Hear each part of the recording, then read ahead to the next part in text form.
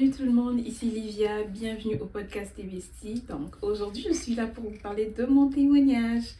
Donc tout a commencé en 2024 et en 2024 je rencontre quelqu'un et on se met en couple rapidement. Mais avant ça, avant de répondre à cette personne, j'ai eu à faire une prière pour savoir, Seigneur, est-ce que c'est la bonne personne, est-ce que tu me donnes ton go, tout ça. Dieu m'a fait grâce, quand j'ai prié pour quelque chose, je vois, il me répond 2 fois par les rêves et tout. Et là, j'avais aucun rêve, aucun rêve. Mais il y avait une parole que j'ai entendue un jour, lorsque je priais pour ça. C'était car ton nom dans ton esprit est attaché. Dites-vous que cette phrase, je ne l'ai jamais comprise au fait. J'ai jamais compris cette phrase. Et quelques temps après, je me suis dit, ok, je donne la réponse et tout. J'étais avec cette personne, tout avançait bien. Or que c'est Dieu. Dieu, il sait comment il fait ces choses et des fois, les canaux des dieux sont vraiment compliqués.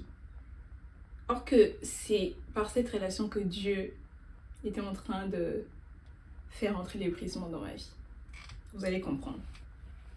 Donc cette personne, on avait au fait la même branche religieuse. On était chrétiens.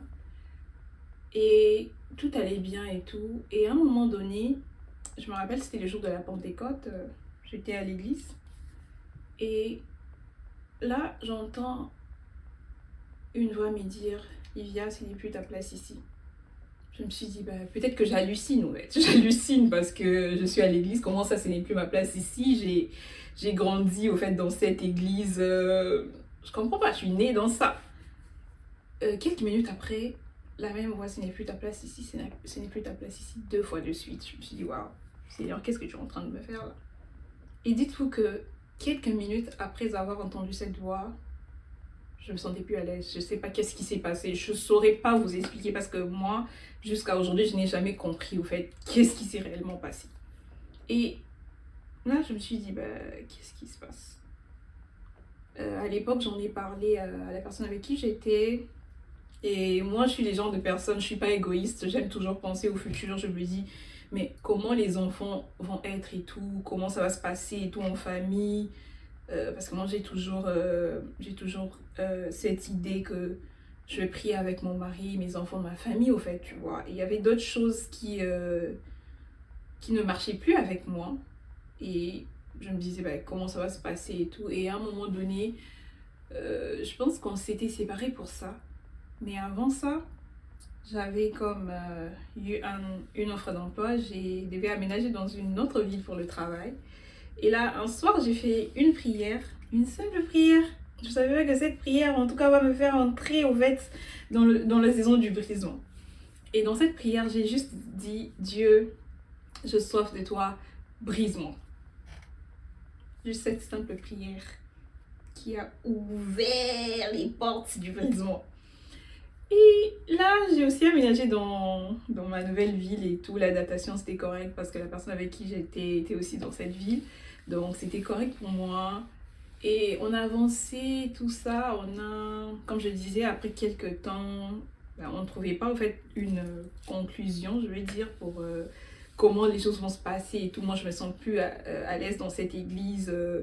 Lui non plus dans mon église, comment les choses vont se passer et tout.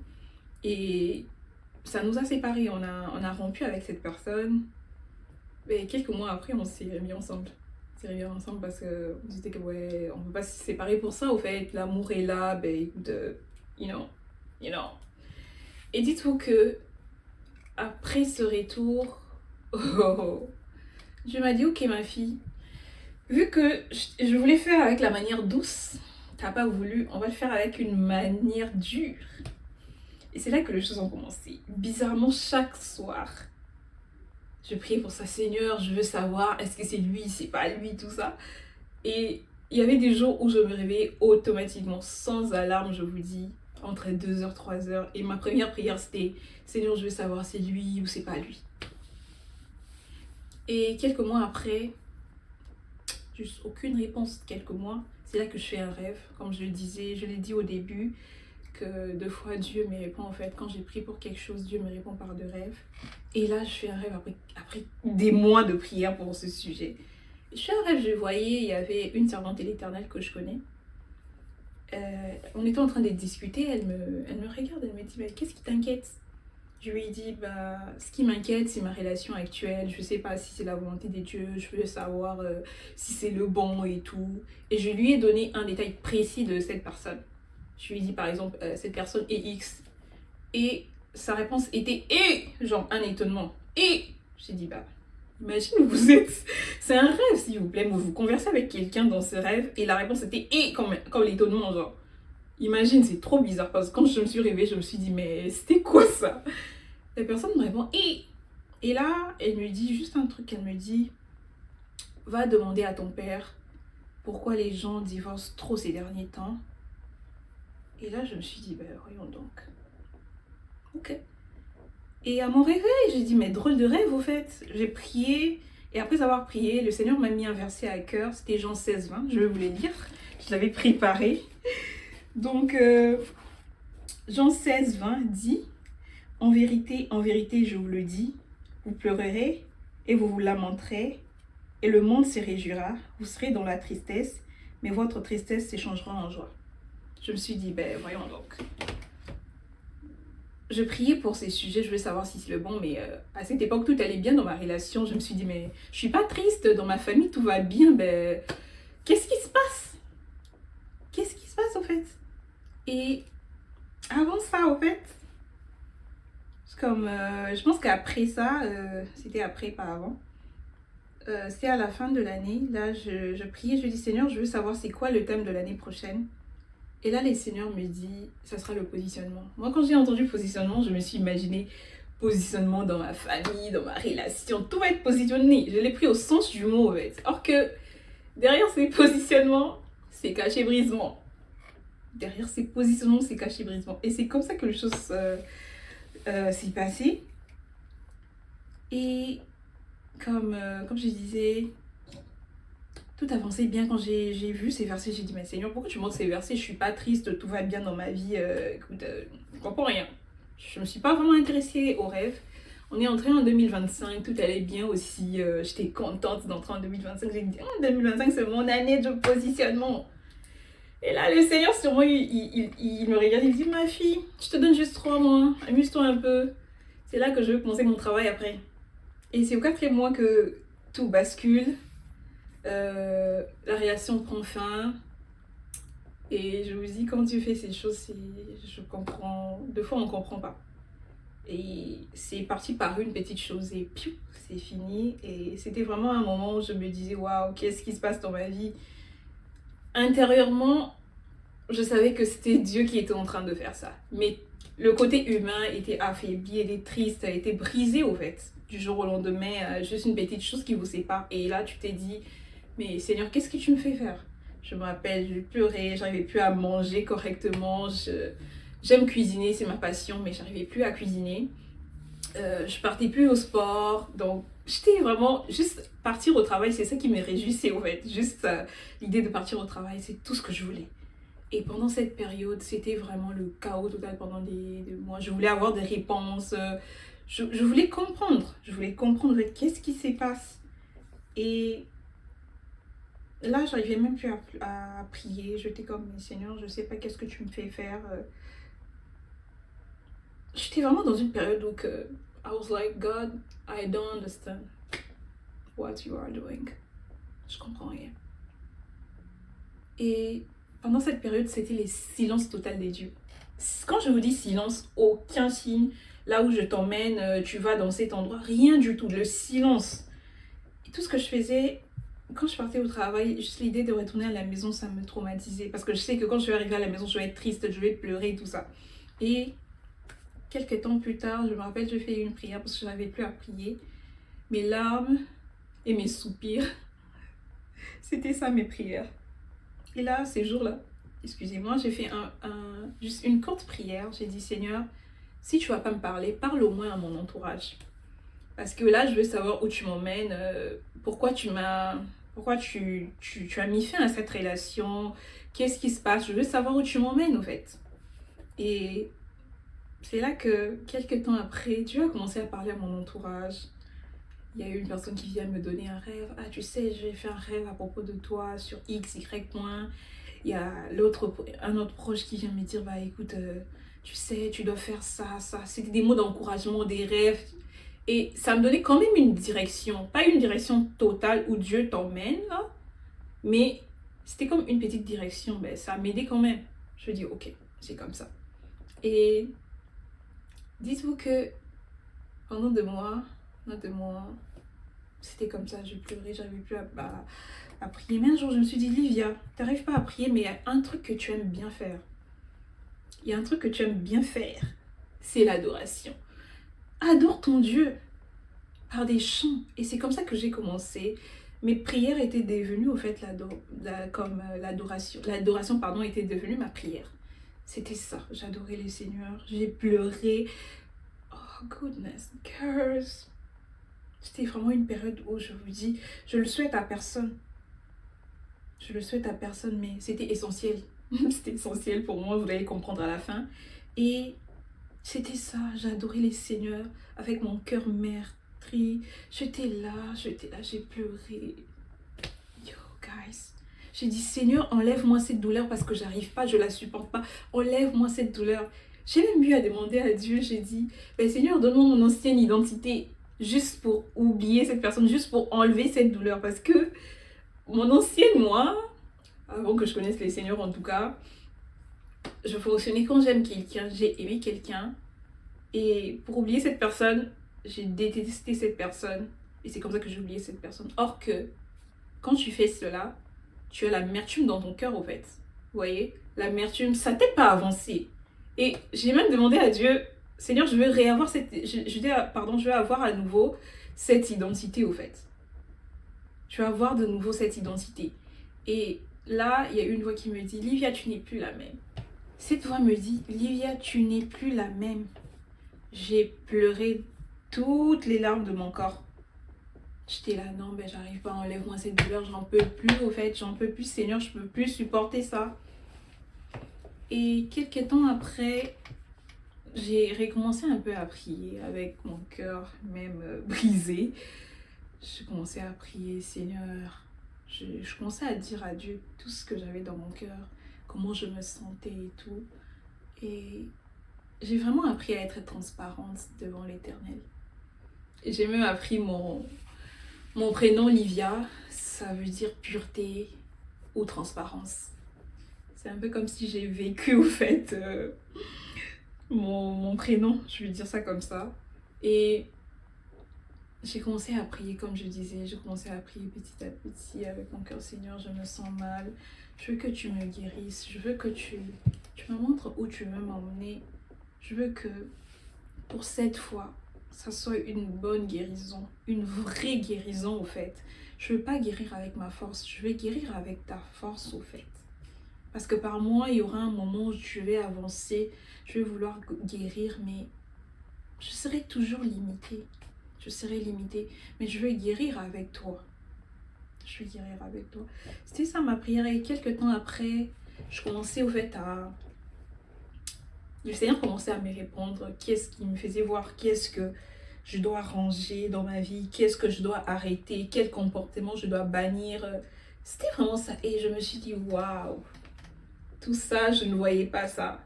Et je me dis, même si aujourd'hui, si jamais j'étais toujours ensemble avec cette personne et qu'on on était mariés avec cette personne, je suis sûre qu'il y aurait eu un divorce. Pourquoi je dis ça? Parce que non seulement de mon côté, ben, je parle de mon côté vraiment, il y avait certaines choses que je devais arranger. Non seulement ça, je n'étais pas encore cette femme que Dieu voulait que je sois. C'est un truc que je vais vous dire en dernier lieu, à la fin. Je vais continuer mon témoignage, mais à la fin, c'est un truc que je vais vous dire et vous allez comprendre pourquoi je dis ça. Et le Seigneur a commencé son travail, son processus de guérison dans ma vie. Dites-vous que, ouh, girls, le processus de guérison avec l'Éternel, la douleur qui en ressort est plus forte et plus je sais pas si je vais faire la tautologie, est plus douloureuse que la douleur que tu peux ressentir quand tu romps avec la personne ou que la relation prend fin.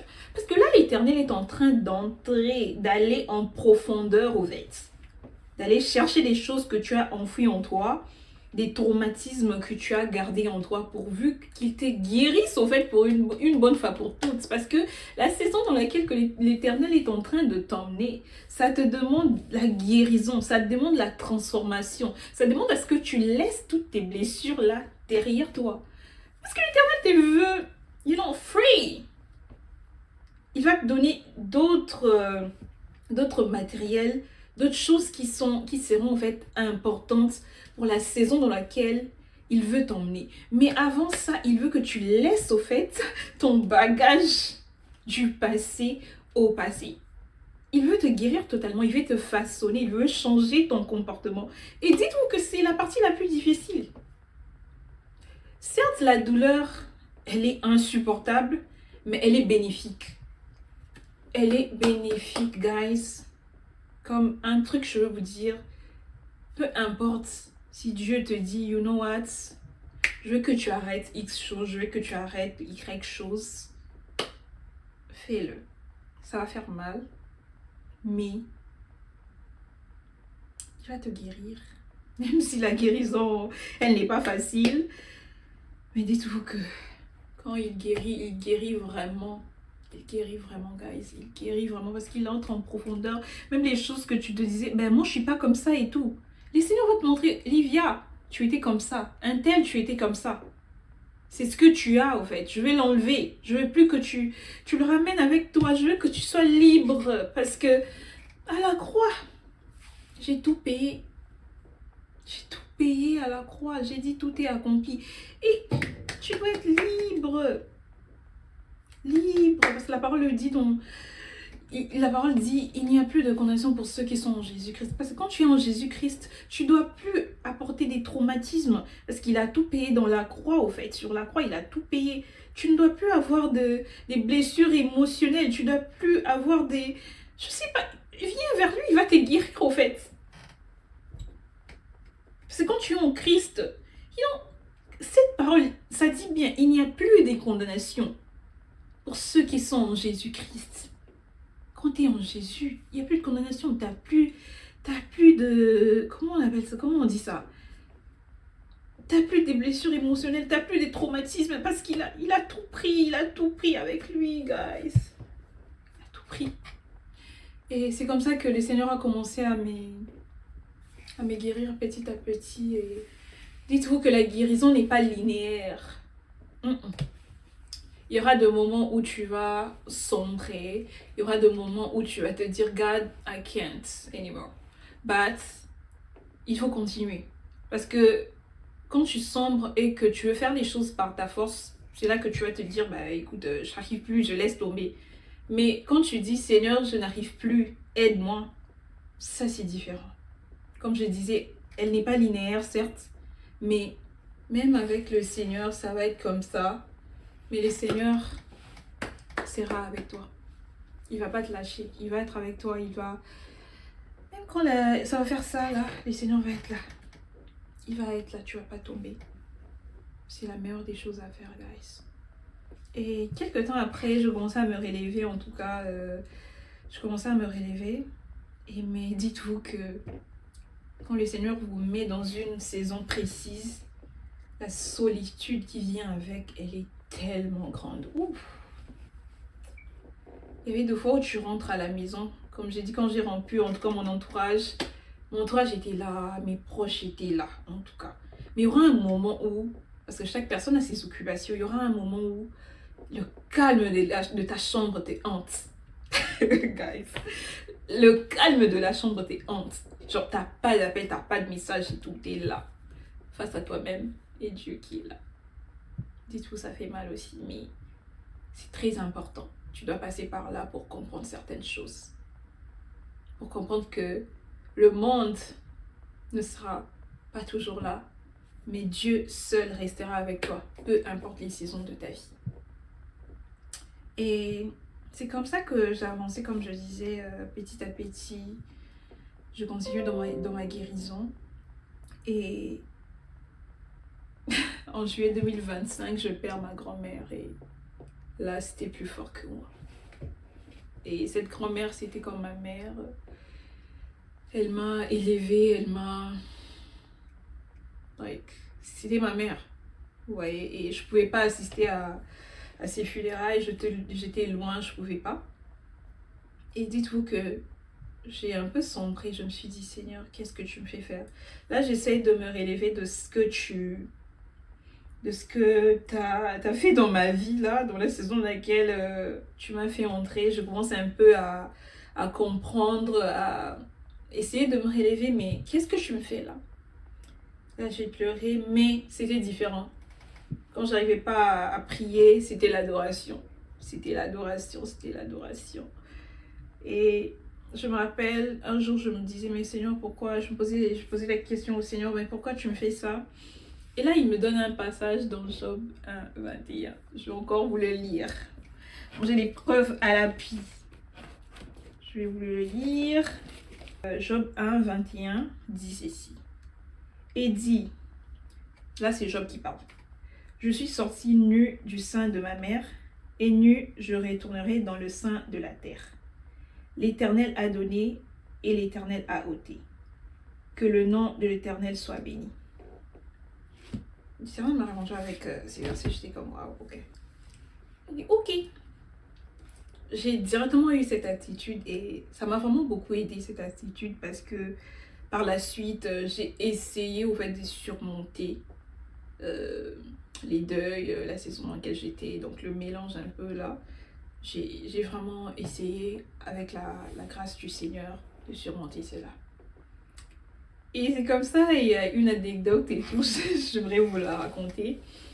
C'est un jour, je partais au travail, j'étais un peu en retard, j'ai laissé mes habits sur mon lit et au retour, je me suis dit, bah écoute, je vais mettre mes habits sur ma chaise, je vais les ranger demain. Et là, il y a une voix qui me parle, c'est le Saint-Esprit bien sûr, qui me dit, bah écoute, tu veux que je sois là, que je t'aide dans cette saison, mais écoute, je peux pas être là où il y a un peu de désordre comme ça, je peux pas être là. Et là, je me suis dit, oh waouh! J'ai commencé à ranger mes habits. J'ai dit, ok, mon ami doit demeurer là où il y a la propreté, là où il y a pas de désordre en fait. Vous voyez. Et c'était vraiment une leçon que j'ai aussi apprise. Depuis lors, quand je vois un petit désordre, j'arrange ma chambre. Donc, c'est ça. C'est ça. Et dites-vous que il y a vraiment beaucoup de choses qu'on va aborder au fur et à mesure. On parlera du pardon, on parlera du lâcher prise et tout. Et c'est beaucoup de choses. Mais Dieu, aujourd'hui, j'ai dit merci à Dieu parce que je devais passer par cette étape pour comprendre, pour être la Livia que je suis aujourd'hui. Parce que si je n'étais pas passée par cette étape, je ne sais pas. Je sais pas, j'allais pas être cette femme que je suis aujourd'hui. Et des fois, quand je me regarde, je me dis, ce n'est pas moi en fait, c'est le Seigneur qui vit en moi. Parce que, je sais pas quoi vous dire, le Seigneur est merveilleux. Et je vais encourager quelqu'un qui passe par un moment difficile aujourd'hui. Qui passe par exemple par une rupture, un peu une situation comme je l'ai expérimentée, qui passe par une perte d'emploi, qui passe par un divorce, peu importe la situation, dis-toi que le Seigneur est là avec toi. Le Seigneur est là avec toi, il va jamais te laisser. Mais aussi, il y a un truc que je vais ajouter comme conseil. Quand les seigneurs te demandent de quitter un point, n'hésite pas. Quitte. Quand tu es convaincu que c'est le Seigneur qui te demande de quitter, quitte. Parce que moi, je suis toujours convaincue que quand les seigneurs te disent de quitter cette chose, de quitter cette relation, de quitter peu importe ce qu'il va te demander de faire, il va toujours te donner quelque chose de meilleur en fait. Il le dit dans sa parole, il a des projets de bonheur, c'est pas des projets de malheur en fait. Vous voyez? Et un conseil que je vais donner surtout aux femmes, ça serait que découvre ton appel avant de penser mariage. Pourquoi je dis ça? Parce que je l'ai compris aujourd'hui. Comme je disais, je vous ai dit au début, si je me mariais avec cette personne, peut-être que j'allais divorcer. Parce que c'est important d'être d'abord la femme que Dieu veut que tu sois avant d'être la femme de quelqu'un. Parce que dis-toi que quand tu découvres ton appel, ça va t'aider au fait dans le choix du conjoint ou de la conjointe. Parce que tu vas savoir que, ok, cette personne, je peux partir avec elle. Je veux marcher avec cette personne. On partage la même vision, presque la même vision. Cette personne comprend ma vision. Cette personne peut me soutenir dans ma vision. Mais si vous ne partagez pas la même vision, vous êtes comme ça, dites-vous que vous n'avancez pas en fait. Il y aura un moment où il y aura la séparation. Il y aura un moment où ça va faire oups. Non, non. Donc, femme, on va parler aussi aux hommes. S'il vous plaît, avant de penser mariage ou de peu importe, découvre d'abord ton appel. Parce qu'en découvrant ton appel, comme je le disais, ça va t'aider à faire un bon choix de la personne avec qui tu partageras ta vie. Donc c'est tout ce que je voulais vous dire et tout. Parce que nous, on peut voir, tu vois la personne, tu dis, oh j'aime cette personne, je l'aime et tout. Mais vous n'avez pas la même vision, on fait comment? Parce que vous voulez dire, oui, comme on dit, les physiques, yo, on va pas se mentir. C'est correct et tout de... Anyway. Comme je disais pour finir, quand Dieu te dit de quitter quelque chose, quitte. Parce que toi, tu vois que le présent et tu vois avec tes yeux physiques. Le Seigneur voit le présent, voit le futur et il a ses yeux spirituels voient en fait ce que toi, tu ne vois pas. Donc, c'est vraiment tout ce que je peux vous dire et on se retrouve bientôt pour un autre épisode où on parlera d'un sujet autre. Je vous garde, ce sera quoi les sujets, vous allez les découvrir. Prenez soin de vous. Je pense que ces témoignages a béni quelqu'un. Ces témoignages a peut-être ajouté un plus dans ta relation avec les seigneurs. Tu as changé peut-être quelque chose dans ta relation avec le Seigneur. Mais je vous dis, soyez bénis. À la prochaine. Si vous avez des questions, n'hésitez pas à nous écrire. On va vous répondre avec plaisir. Prenez soin de vous. Bye.